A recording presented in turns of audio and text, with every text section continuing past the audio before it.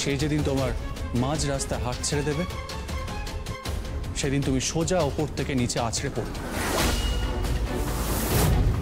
আর সেদিনকে তুমি খুব কষ্ট পাবে, আমি বলে রাখলাম।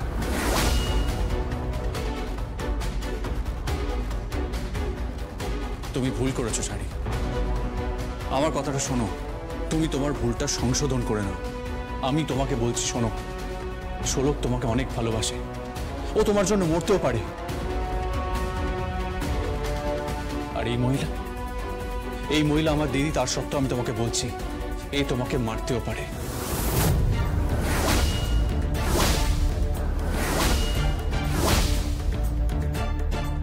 কালকে সেই রূপ আমি দেখে নিয়েছি। হ্যাঁ শাড়ি, ওইসব ছাড়ো, ফিরে এসো। তুমি একা লড়াই করতে পারবে না, তুমি তোমার বোন, তোমার জমিন হাঁটা ছাড়া কিচ্ছু করতে পারবে না, আমি তোমাকে বলছি। আমি করে দেখাবো, আলবাদ করে দেখাবো। কি করে করে দেখাবে তুমি? তোমার পাশে কোনো মজুর নেই, তোমার পাশে কোনো লেবার নেই, কেউ কাজ করবে না।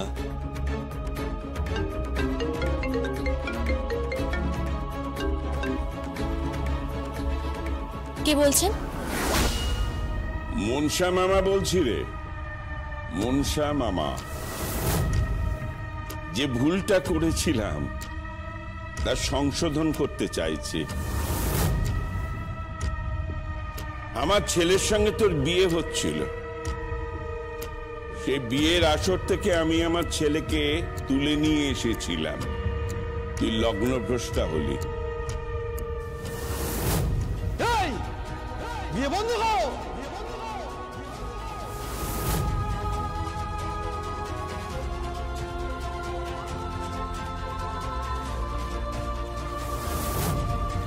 এই চোরের ঘরে আমি আমার ছেলের বিয়ে দেব না।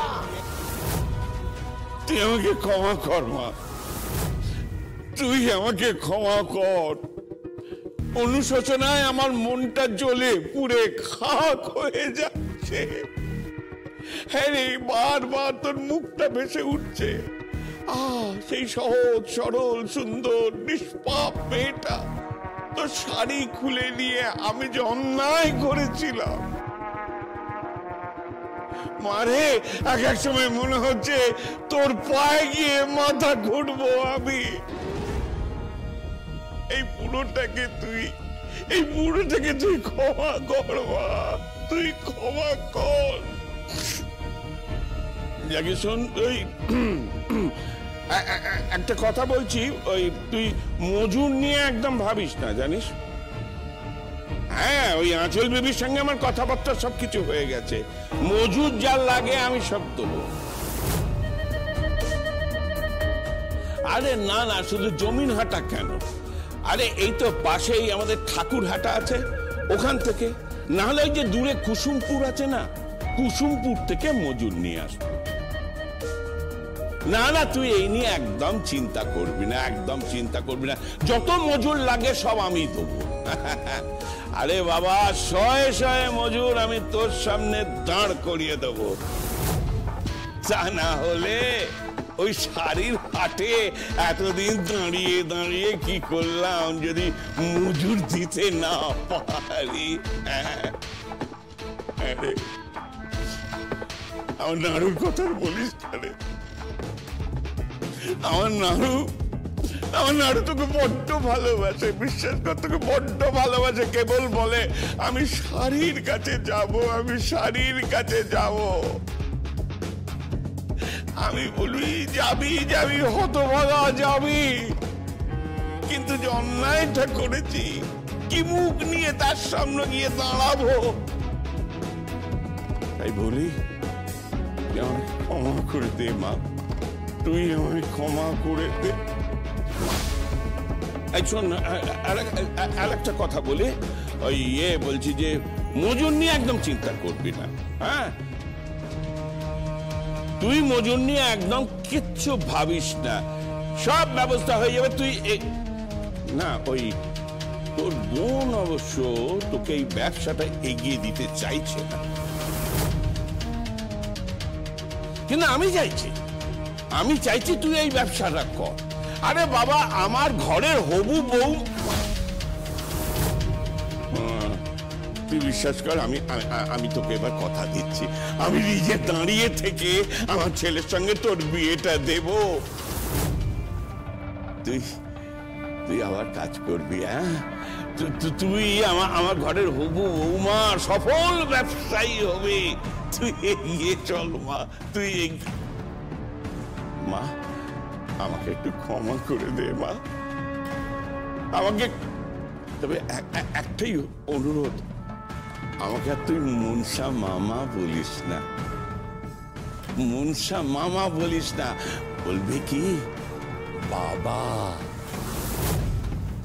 বাবা, আমাকে ক্ষমা করে দিস মা, আমাকে ক্ষমা করে দিস।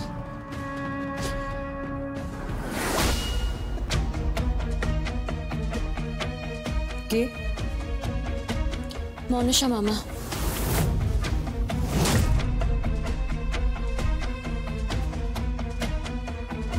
কি বললেন? মনসা মামা বলল মজুর নিয়ে কোনো অসুবিধা হবে না, উনি মজুর সাপ্লাই করবেন। তুমি কি বলছো কি? হ্যাঁ।